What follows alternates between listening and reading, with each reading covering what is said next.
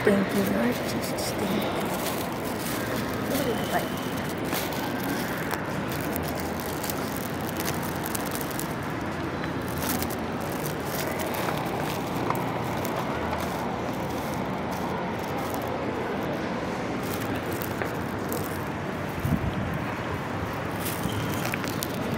Ano po yung cruise doon po?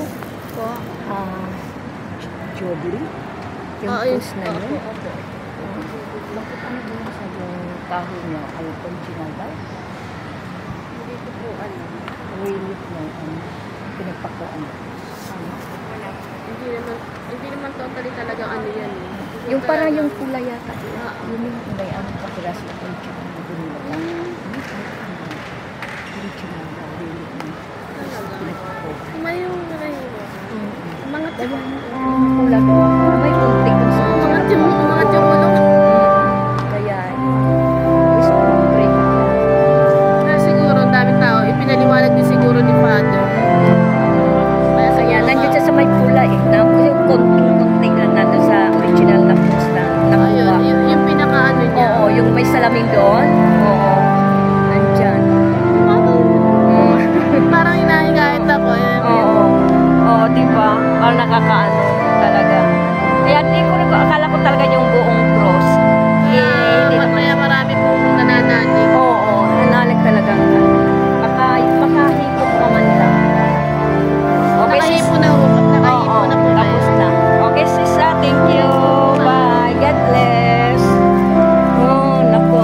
Nakaka-bless. Nahipot talaga yung kaibo ako ng lyric ng original na nakahoy na pinagpakuan ni Jesus sa krus. Oh, nakaka-bless. Thank you, Lord God Jesus. Thank you. Praise you. Amen. Oh, guys, away na tayo, guys. Ito yung unang misa na pumasok ngayong taon na 2025. So, I was so blessed. Thank you, Lord God Jesus. Thank you. Kaya, God bless us all. And take care. Wow.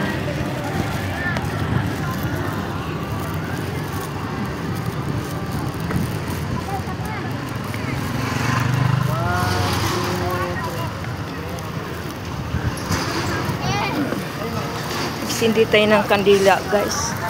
Andito, guys, magsindi tayo ng kandila para Thanksgiving naman. Pasalamat sa year 2024 at pagpasok ng year 2025. So, pasalamat tayo, guys. Bye. Love you.